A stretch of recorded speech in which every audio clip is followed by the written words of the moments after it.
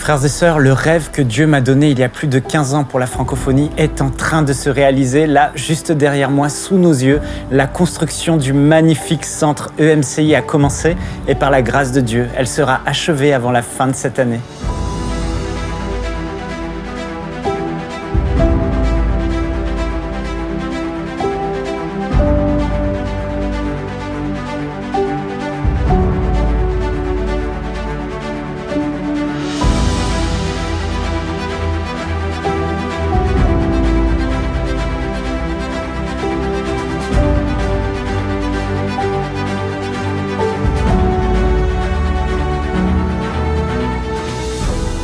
Le centre EMCI, d'une superficie de 3500 mètres carrés, est idéalement situé sur un magnifique terrain boisé de 2 hectares.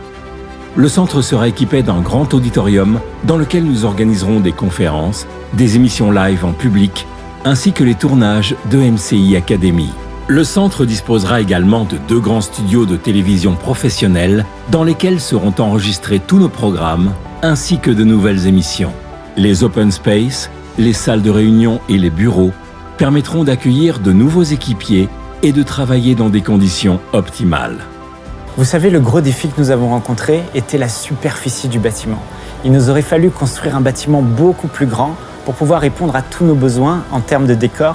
Mais le Seigneur nous a inspirés, il nous a conduits vers une technologie cinéma révolutionnaire grâce à laquelle on a pu considérablement réduire la surface du bâtiment, ce qui nous a permis de faire des économies de plusieurs millions d'euros.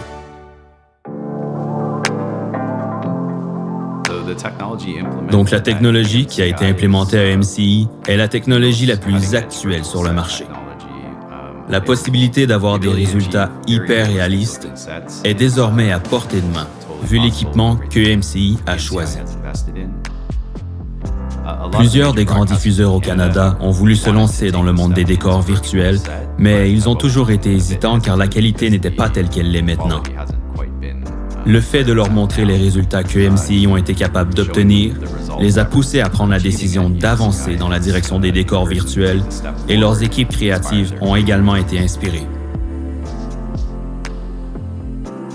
Donc, un des défis rencontrés en travaillant sur le projet de EMCI est le fait que leur studio se trouve dans un sous-sol de maison. Habituellement, nous travaillons dans un grand environnement avec des studios dédiés. Donc, voyant les limitations du studio actuel, nous avons été surpris de découvrir les résultats que EMCI ont été capables de fournir. Et nous sommes très impatients de voir les résultats qu'ils auront dans le nouveau bâtiment avec des studios professionnels. Ceci est le premier plateau virtuel en 4K que nous ayons fait et nous croyons que le standard a vraiment été élevé au Canada en termes de production virtuelle. Frères et sœurs, j'ai tellement hâte que des hommes et des femmes de Dieu remplis du Saint-Esprit puissent venir ici, dans ce lieu, au centre EMCI, non seulement pour enregistrer des émissions, mais aussi pour vivre des conférences extraordinaires qui seront retransmises directement chez vous, dans vos maisons et partout dans la francophonie, afin qu'un maximum d'âmes soient sauvées, guéries, délivrées par la puissance du Saint-Esprit.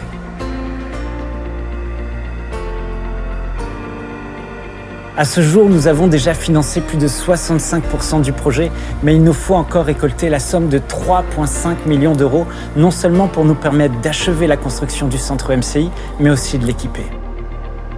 Frères et sœurs, aujourd'hui, EMCI a besoin que 3500 personnes, que 3500 héros se lèvent et s'engagent à faire une offrande de 1000 euros ou plus pour que cet objectif soit atteint. Je sais que plusieurs d'entre vous soutiennent déjà EMCI et je suis conscient que nous traversons actuellement des temps difficiles. Mais je reste convaincu qu'ensemble, nous allons relever ce grand défi. Merci pour votre générosité, merci pour votre cœur pour le royaume de Dieu et j'espère que dès l'année prochaine, nous aurons la joie de vous recevoir ici, au centre EMCI, pour vivre ensemble des temps forts dans la présence de Dieu, car je vous le dis, assurément la gloire de cette seconde maison sera plus grande que celle de la première. Que Dieu vous bénisse. Dès maintenant, donnons pour achever la construction et équiper le centre EMCI. Pour faire votre don, rendez-vous sur emcitv.com/3500. Vous pouvez donner en une seule fois ou en plusieurs mensualités.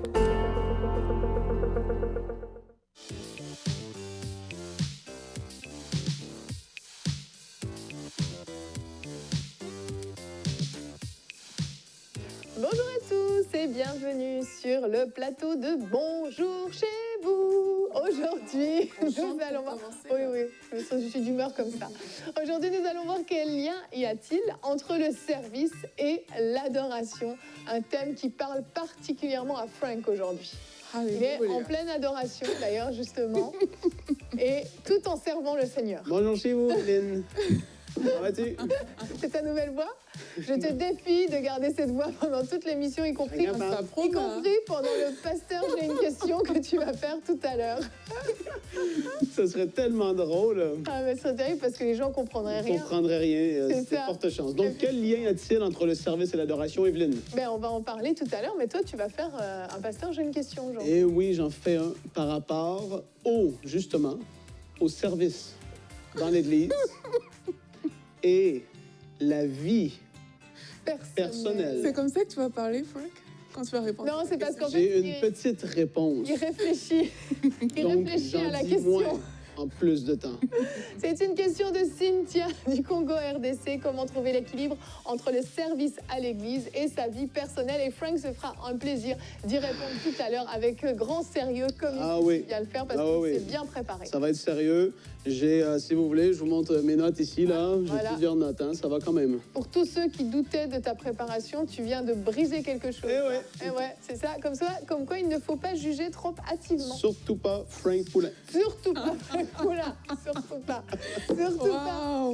Et après le merveilleux pasteur, j'ai une question de Frank. Nadine va venir nous retrouver sur le plateau avec une invitée, Ingrid, qui est l'auteur d'une série de livres, Kiki, la rigolote. Je n'en dis pas plus, c'est pour les enfants, mais vous la découvrirez tout à l'heure en fin d'émission. Et donc aujourd'hui, nous allons voir s'il y a un lien et quel est ce lien entre le service et l'adoration. Et on commence avec toi, Aurélie, dans la pensée du jour.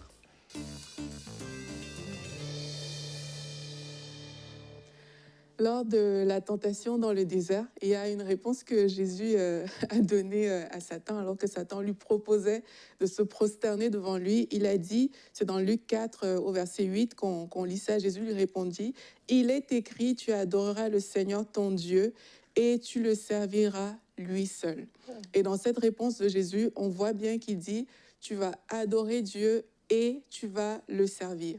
Et l'adoration ici est suivie... Adoration à Dieu est suivie du service. Ça signifie que le peuple de Dieu a un peuple qui l'adore, mais aussi que le peuple de Dieu a un peuple qui sert Dieu. Sachant que nous sommes sauvés pour servir Dieu, alors qu'on regarde dans Exode, quand il fallait faire sortir le peuple d'Égypte, là, le Seigneur s'adresse à Moïse et il dit, « Va vers Pharaon et tu lui diras, ainsi parle l'Éternel, laisse aller mon peuple afin qu'il me serve, qu'il m'apporte des sacrifices dans le désert. » Donc, on parle de sacrifice dans le désert, on parle d'adoration à Dieu. Donc, le Seigneur nous a sauvés pour qu'on puisse l'adorer. Quand on se reconnaît comme un enfant de Dieu, on doit pouvoir marcher vraiment vis-à-vis de Dieu, comme toutes les personnes, en fait, qu'on regarde dans la parole, on voit que c'était des personnes qui étaient connectées à Dieu. J'ai pris le cas de Moïse tout à l'heure. Il parlait face à face avec Dieu, il adorait Dieu, mais tous ont eu des missions également que le Seigneur leur a confiées. Paul a une mission que le Seigneur a confiée. Paul est devenu disciple de Jésus-Christ. Il adorait le Seigneur et puis Dieu l'a envoyé vers les non-juifs. Les disciples eux-mêmes qui ont été en contact avec Jésus, ils adoraient le Seigneur et le Seigneur a rattaché à leur vie une mission qui était celle de prêcher l'Évangile dans le monde. Pour nous, aujourd'hui, ça signifie exactement la même chose. En tant que personnes qui avons accepté le Seigneur Jésus comme notre vie, dans notre vie, nous adorons notre Dieu et il y a quelque chose qui se passe dans nos vies. En fait, le Seigneur met dans nos cœurs une mission pour lui et alors qu'on remplit cette mission, on obéit à Dieu, on marche entièrement dans l'adoration.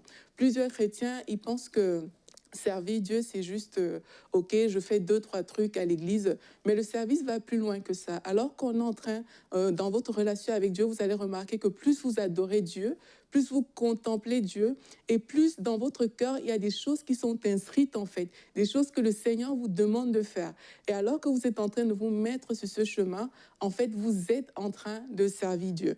Donc, je nous encourage vraiment dans ce sens. D'ailleurs, le psaume 84 au verset 5 nous dit « Celui qui met sa confiance en l'Éternel trouve dans son cœur des chemins tout tracés. » Mettre sa confiance en l'Éternel, ça veut dire qu'on a choisi de regarder à Dieu. Adorer, c'est contempler Dieu, c'est observer Dieu, voir qui il est véritablement. Alors que tu choisis de regarder à Dieu, mais dans ton cœur, il y a un processus qui va se passer. Le Seigneur va te présenter l'appel qu'il a sur ta vie. Et alors que tu choisis d'aller dans cet appel, mais tu es en train d'adorer Dieu, tu es en train de l'honorer parce que tu as pris ce temps dans sa présence. Voilà.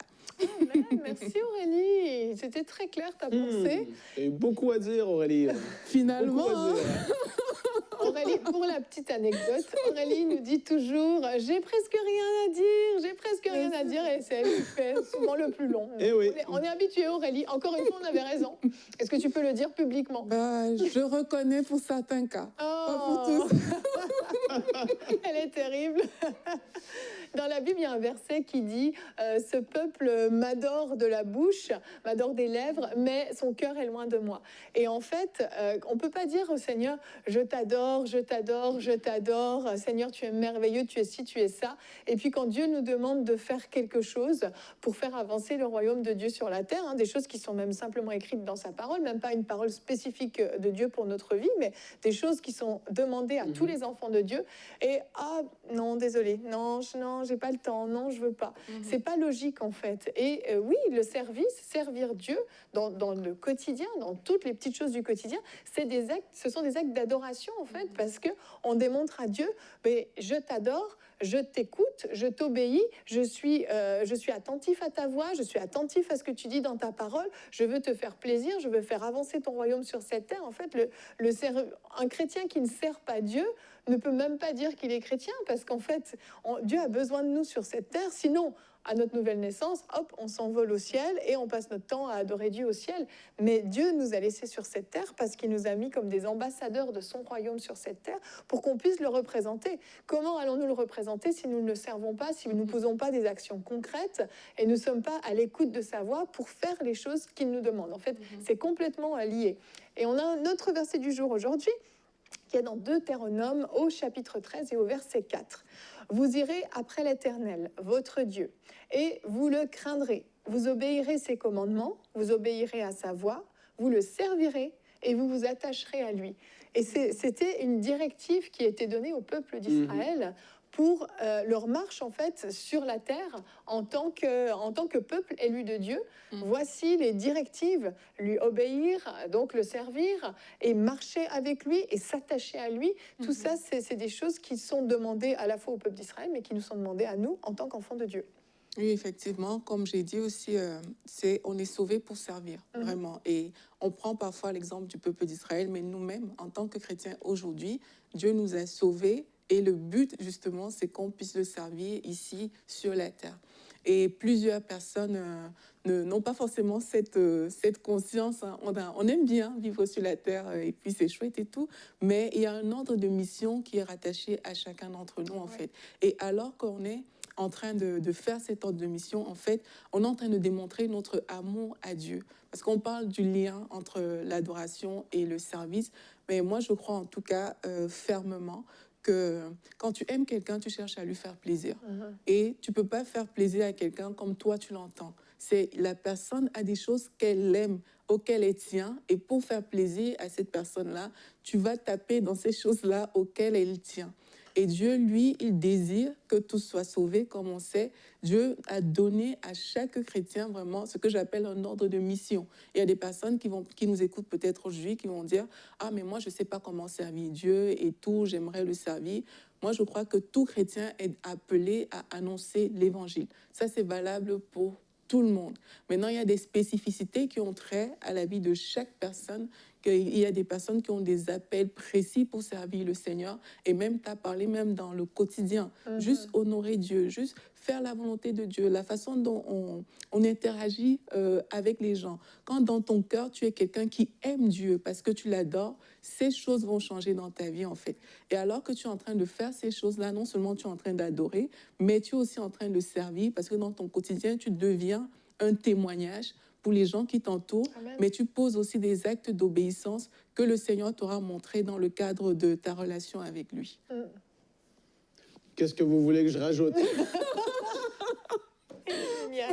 Décidément, aujourd'hui, je me fais trop rire. Il brille de mille feux aujourd'hui, Frank. Ouais, ça va quand même. En fait, quand je pense au service, on parle ici d'adoration. Peut-être le plus haut niveau d'adoration, possiblement, c'est celui de sacrifice. Quand Abraham va pour offrir son fils, il dit, nous allons adorer l'Éternel en offrant un sacrifice. Et le service ne se fait pas sans sacrifice. C'est sûr. Et au travers de notre service, on offre, entre guillemets, en sacrifice à l'Éternel certaines portions, parties de nos vies. On peut servir Dieu au travers de nos finances. On peut le servir au travers de notre temps. Puis, il va y avoir des saisons aussi où ça va être plus intense. Mais le service, c'est un sacrifice même qu'on offre à Dieu. Et lui, il le voit. Et pour moi, j'associe les deux de cette façon-là. Et donc, ce n'est pas de penser que parce que je sers Dieu comme ça, ben je fais juste adorer Dieu comme ça. Il y a différentes façons d'adorer Dieu, mais le service, c'est certain que ça en fait partie. Et le fait de pouvoir aller au-delà du strict minimum, en offrant un sacrifice à Dieu, quelque chose comme ça, ben ça, il le voit, et c'est comme une bonne odeur qui monte envers lui. C'est sûr, un sacrifice, ça coûte, hein. Ça demande un vrai effort, et le service coûte parfois plus que d'autres. Quand on pense au service, des fois, on est limité à, je sais pas, je vais faire l'accueil à l'église, ou je vais aller m'occuper des enfants, ou j'en sais rien, mais en fait, le service, ça se passe dans tous les domaines de la vie. C'est vraiment être justement ce représentant du royaume de Dieu sur la terre. Donc, ça va aller dans notre attitude, dans la manière dont on va se comporter avec les autres, le fait d'avoir le courage de parler du Seigneur à une personne qu'on va rencontrer dans la rue, le fait d'avoir le courage de prier pour quelqu'un, aller apporter peut-être un plat, quelqu'un on sait qui est dans la difficulté, qui est malade ou peu importe, ça va dans tous les domaines, c'est prendre soin de nos voisins, prendre soin de notre famille, tout ça c'est le service, c'est très très large le service en fait, ça peut être très spécifique dans une mission précise, mais ça peut être aussi dans le quotidien, mais ça coûte. Et réalisant en fait que quand tu réalises que c'est Dieu que tu sers dans le cadre de tout ce que tu fais, il y a une excellence qui va s'attacher à ce que tu fais en fait. Parce que ton service ne sera pas juste de faire les choses pour les faire, mais parce que tu réalises que c'est Dieu qui t'appelle à faire ça et que tu le fais vraiment en signe d'honneur à Dieu, mais tu vas réaliser que l'excellence va s'attacher à ça. Et j'aimerais aussi dire aux gens que, en fait, quand Dieu nous appelle à le servir, Dieu nous donne déjà des capacités pour le faire en fait. C'est pas comme si, parce qu'on parle de sacrifice aussi, parfois les gens ils pensent que ok, c'est par mes propres forces que je vais le faire et tout. Non, quand Dieu nous appelle à le servir, il nous donne des capacités pour le faire. Maintenant, moi, j'encourage les personnes à garder le feu allumé, en fait. Garder cette relation avec Dieu allumée. Parce que moi, je reviens encore à l'adoration pour dire que plus tu vas maintenir cette flamme de l'adoration allumée, plus c'est comme si c'est ce feu qui te porte dans le service, en fait. C'est ça qui fait en sorte que ton service est plus excellent. Parce que tu vas puiser tes sources en Dieu, tu vas puiser tes capacités en Dieu, et ça fait une différence même dans ton service. Donc non seulement il y a le lien où, parce que tu aimes Dieu, tu le sers, mais il y a aussi ce lien où, parce que tu es connecté avec Dieu constamment dans l'adoration, tu as cette flamme maintenue allumée qui te permet de continuer à le servir dans le temps. C'est ça, en fait, ça donne le zèle dont on pourrait manquer, en fait, pour pouvoir continuer à le servir, s'investir pleinement. Frank, on enchaîne avec toi, si tu es prêt à répondre donc à la question de Cynthia du Congo RDC. Comment trouver l'équilibre entre le service à l'Église et sa vie personnelle? Et on sait que ça peut devenir un vrai problème parce que parfois, justement, la vie personnelle peut être complètement mangée par le service. Il faut trouver un équilibre. Oui, complètement, Cynthia, et c'est une très bonne question. Et en fait, je veux commencer par dire que c'est pas en dérivant au hasard comme ça qu'on va avoir une bonne organisation et équilibre de vie. En fait, un bon équilibre de vie va se planifier, va être structuré et ça va venir et ça va découler des choix que nous allons prendre. Et ça, c'est super important de le comprendre parce que souvent, c'est le contraire qui se passe. On a toutes sortes de sollicitations. Et là, on dit oui, oui, oui. Et en fait, c'est toutes les sollicitations qui organisent notre vie, alors que c'est nous qui devons choisir ce qu'on fait et ce qu'on ne fait pas, selon le temps qu'on a et selon nos priorités qu'on a dans nos vies. Ça, c'est très important de le comprendre. Donc là, je prends un passage. Il y en a tellement par rapport aux priorités, le fait de mettre Dieu en premier, etc. et tout. Mais là, le psaume 90-12 nous dit « Enseigne-nous à bien compter nos jours, afin que nous appliquions notre cœur à la sagesse. » Ici, ce que je parle c'est la sagesse. Qu'est-ce que je t'ai expliqué? Le fait de savoir dire non oui à certaines choses, c'est d'être sage dans nos décisions, parce que oui, nos jours sont comptés. On ne va pas vivre ici pendant 500 ans.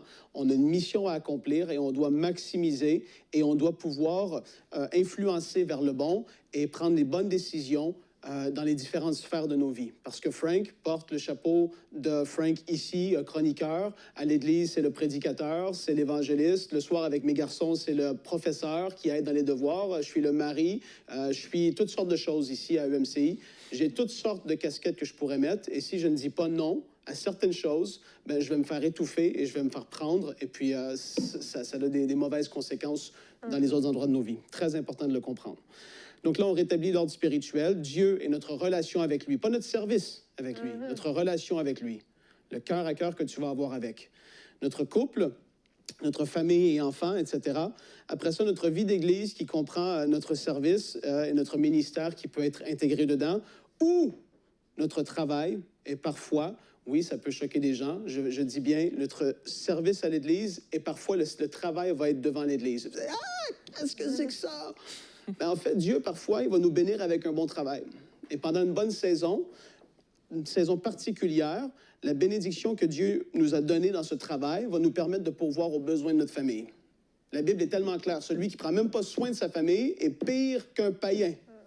Et parfois, le service à l'Église, c'est très bien. Et je sais que je choque certaines personnes en disant ça parce qu'on s'est souvent fait dire que c'est l'Église avant tout, mais attends un peu. Ça, c'est déséquilibré selon moi. Et il y a beaucoup de familles et des couples et des gens qui souffrent à cause que l'Église a pris trop de place. Et on parle de service aujourd'hui, c'est très bien. Et on doit servir, on doit avoir un rôle à jouer. Mais il ne faut pas être déséquilibré et il faut savoir discerner les saisons et les grâces qui vont avec chaque saison. C'est très important.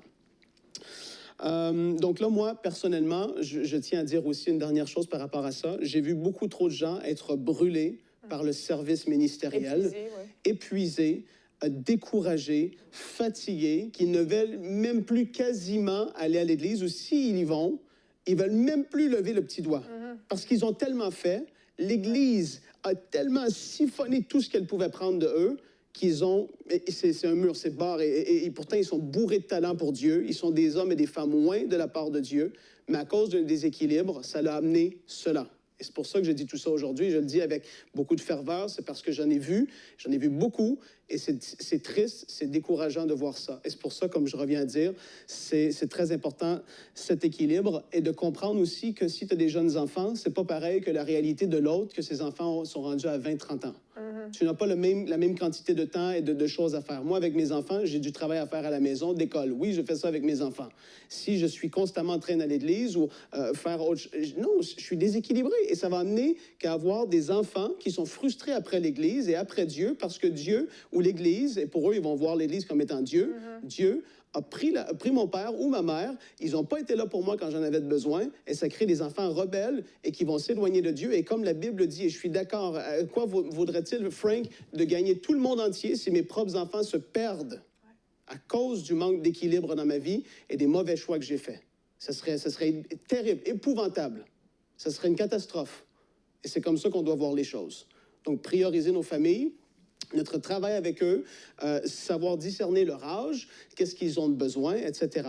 Et quand que le mari est dans une certaine saison, ou la femme, l'autre peut donner un petit peu plus à l'église, mais l'autre reste plus à la maison peut-être. Mais ce n'est pas des temps de 6 mois. Tu vois ce que je veux dire? Souvent, on va te donner tellement, et pendant longtemps, et c'est une saison, mais une saison, ça se retrouve quand tu as 2 ans et demi et tu n'as pas vu tes enfants grandir. Et ça, c'est triste.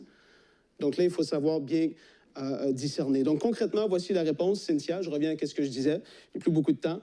Tu vas devoir établir dans ta vie selon tes priorités, en accord avec la parole de Dieu, tu vas devoir établir ces priorités. Le service est important, mais pour certaines cultures et dénominations, c'est trop extrême. Je suis désolé de le dire, c'est vraiment vrai et c'est la réalité. Là, je veux parler aux pasteurs aussi. Soyez conciliants avec les gens qui sont là. La majorité des églises en Amérique du Nord ont moins de 100 membres. Et des petites églises, c'est les mêmes personnes qui font tout. Et les pasteurs demandent aux gens de tout faire. Et c'est très, très néfaste aussi. Il faut faire attention et être sage en tant que pasteur. Dernière chose que je souhaite de dire, c'est de prier et de savoir discerner les saisons dans lesquelles tu es. Parce que trouver un équilibre parfait qui va durer toute la vie, ça n'arrivera pas. Parce que les saisons viennent, les enfants vieillissent, les choses changent et tu vas devoir balancer entre guillemets, au lieu d'essayer de dire je vais avoir un équilibre coulé dans le béton pour ma vie, c'est pas possible. Je l'ai déjà essayé, ça marche pas. Voilà, Cynthia, sois bénie. Alléluia. Merci, Frank. Excellente réponse. Amen. C'était très, très bon. Si, comme Cynthia, vous avez des questions, vous pouvez nous écrire à l'adresse pasteur@emcitv.com. Nous allons maintenant nous séparer de Frank et Aurélie pour accueillir Nadine et son invitée Ingrid Meigny. On les accueille tout de suite pour la rubrique Culture et Médias. Et Nadine et Ingrid m'ont rejointe. Vous allez bien? Oui, très bien. Bienvenue Ingrid sur le Merci plateau de Bonjour bien, chez vous. C'est un plaisir. Je vais laisser Nadine te présenter parce qu'aujourd'hui, Nadine, là, je vois, il y a des livres et tout ça. Hein, on veut tout savoir. Aujourd'hui, on présente des contes pour enfants et pas n'importe quel conte, des contes très, très intéressants avec Ingrid. Bienvenue d'ailleurs, Ingrid. Merci. Et Ingrid, je te connais comme une sœur. On a pu se parler, quand même pu échanger. Oui. Tu es une sœur en Christ et la francophonie ne te connaît pas. Est-ce que tu peux te présenter rapidement? Avec plaisir. Merci déjà de me recevoir dans votre belle émission que j'aime tellement. Donc, c'est ça. Je suis Ingrid Meigny. Je suis enfant de Dieu.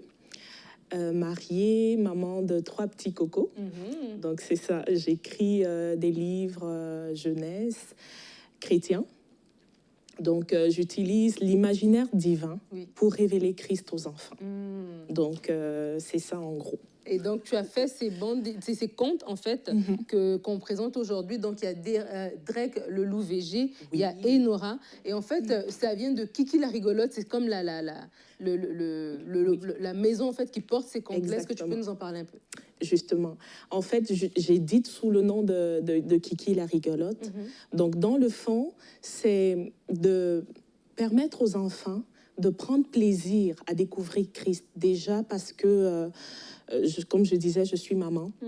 Et quand j'allais souvent sur YouTube ou encore même le choix des chaînes télé pour trouver des programmes pour mes enfants, des programmes chrétiens, j'avais de la peine. Donc, j'avais déjà à cœur de produire des œuvres chrétiennes pour les enfants. Et à côté de ça aussi, je suis monitrice dans mon église à Impact Centre Chrétien Montréal. Et j'ai justement constaté que les enfants avaient du mal à faire le lien entre la parole qu'on leur enseignait et ce qu'ils... les réalités de leur quotidien. Donc, c'est clair que les enfants étaient plus aptes à la récitation de ce qu'ils recevaient. Donc, ils ne comprenaient pas forcément comment cela s'applique à leur vie. Donc, suite à ça, je me suis dit, il faut faire quelque chose. Et j'ai porté cela devant le Seigneur. J'ai commencé à prier et le Saint-Esprit m'a révélé des histoires, des scénarios. Ça pleuvait dans mon esprit. Et puis, je me suis dit, il faut passer à l'action et produire ces livres. Et tu dis, ça pleuvait dans ton esprit. On va en parler tantôt des projets à venir. Mais déjà, tu dis que tu voulais expliquer aux enfants. Et dans ce Drake, ici, le loup végé, l'histoire est quand même assez rigolote. Oui. Et dans les autres aussi. Et on dit que c'est des contes pour enfants de 3 à 10 ans. Mais c'est pas que pour des enfants chrétiens, en fait. Non, et ton matériel est accessible, en fait, à toutes sortes d'enfants. Exactement. Donc, à la fin, déjà, l'approche imaginative que j'utilise d'emblée quand un parent le prend, d'un coup, il ne sait pas si c'est chrétien ou pas. Donc, rien ne lui indique qu'il n'y a pas de croix, il n'y a pas de signe, le thème est accrocheur. Et puis, j'utilise beaucoup d'imagination. Fait qu'il y a des animaux qui sont personnifiés, tout ce qu'il faut pour aller chercher l'attention des enfants. Et justement, c'est quand l'histoire se déroule que l'enfant, Jésus intervient comme un personnage, Dieu, il intervient comme un personnage, et puis c'est en lien avec les réalités des enfants. Donc facilement, l'enfant peut comprendre comment est-ce qu'il peut gérer peut-être, je ne sais pas moi, la peur du noir, ou encore la timidité, ou encore même l'intimidation. Comment concrètement il peut gérer ça en tant qu'enfant de Dieu. Donc en même temps aussi, Christ est présenté aux enfants, parce qu'à la fin de toutes mes histoires, j'ai une section où je présente Christ, je lance l'appel au salut. Donc, un enfant même qui n'a jamais entendu parler de Dieu, écoute, c'est ça. J'ai eu des témoignages des parents. Est-ce que tu peux nous en partager des témoignages? Je suis trop curieuse, là. Justement, j'ai reçu le témoignage d'un petit garçon. qui a 4 ans, il va à la garderie encore. Puis, il avait lu l'histoire de Drake le loup-végé. Parce qu'il faut dire que l'histoire de Drake le loup-végé, c'est l'illustration de la nouvelle naissance pour les enfants. Donc, concrètement, comment ça se passe? Donc, le petit garçon a parcouru l'histoire et ça apprend aussi aux enfants à comment prier pour leurs amis qui ne connaissent pas le Seigneur. Donc, ce petit garçon a saisi, en fait, la leçon. Cette leçon-là de comment prier pour les amis qui ne connaissent pas Dieu. Donc, il a fait, dans sa garderie, son camarade était pas gentil avec lui. Donc, il comprenait pas pourquoi, tout le temps, il n'était pas gentil avec lui. Et puis, il a pris la décision de prier pour son ami. Il a prié pour son ami, ça a pris quelques jours. Et quand il est arrivé à la garderie, un de ces jours comme ça, son ami était devenu tout gentil. Il lui a dit, écoute, j'ai prié pour toi. Et voilà, je suis content de voir que tu as changé, tu es gentil avec moi. Les enfants, c'est ça, en fait, les petits-enfants de 4 ans, c'est de venir leur dire, si tu crois en Jésus, tu seras sauvé. Ils ne vont pas comprendre. Voilà, mais illustrés de la sorte, ils peuvent l'appliquer à leur petite vie. Et vraiment. Et c'est des belles illustrations, ça, on l'a dit avant l'émission, on tenait à le répéter à la caméra. C'est des belles illustrations, c'est une belle image, une belle qualité de papier, tout ça. C'est un travail de qualité au niveau aussi de la conception. Et il nous reste quelques secondes. Tu nous as dit que ça pleuvait dans ton esprit. Quels sont les prochains projets de Kiki la rigolote? C'est sûr qu'en perspective, j'aimerais en faire des films d'animation de mes histoires. Donc, je voudrais que chaque parent puisse avoir... En ce moment, on a Superbook qui fait fureur. Là, au niveau des enfants, ils aiment ça. Mais je pense que jusqu'à date, c'est le seul programme qu'on a, le seul film d'animation pour les tout-petits. J'aimerais justement animer ces histoires que j'écris. Donc, par la suite aussi, 2 prochains livres vont sortir en début d'année prochaine, si tout se passe bien. Tout se passera bien par la grâce de Dieu. Alors, si vous voulez en savoir plus, vous pouvez aller sur son site, c'est kikilarigolote.com. Exactement. Merci beaucoup, Ingrid. Merci bien. Merci, Ingrid. Très, très belle initiative. C'est vraiment super. Faut encourager ce genre d'initiative, je le dis tout le temps, mais c'est vrai, c'est pas évident de se lancer là-dedans, en plus en autopublication, c'était un pas de foi. Et je vous encourage vraiment à soutenir le projet et puis à bénir vos enfants, les enfants que vous connaissez autour de vous, avec des ouvrages de qualité et des histoires qui peuvent bouleverser leur vie. Merci Ingrid, merci à toi Nadine pour cette belle trouvaille. Et nous, on va se retrouver demain. Notre thème sera comment être un précurseur dans sa génération. Et nous aurons un témoignage dans la rubrique C'est mon histoire. On va commencer une série de 3 C'est mon histoire avec des témoignages du pasteur Fofi Ndelo. Vous le connaissez, bien là vous allez peut-être découvrir de nouvelles choses sur lui. Il va nous partager pour commencer demain sa conversion, comment il a été le premier chrétien de sa famille. On en parle demain dans Bonjour chez vous. Merci de nous avoir suivis.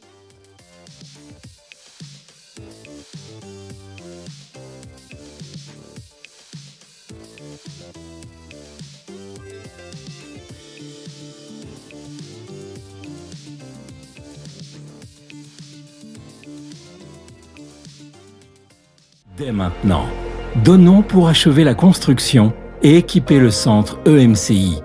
Pour faire votre don, rendez-vous sur emcitv.com/3500. Vous pouvez donner en une seule fois ou en plusieurs mensualités.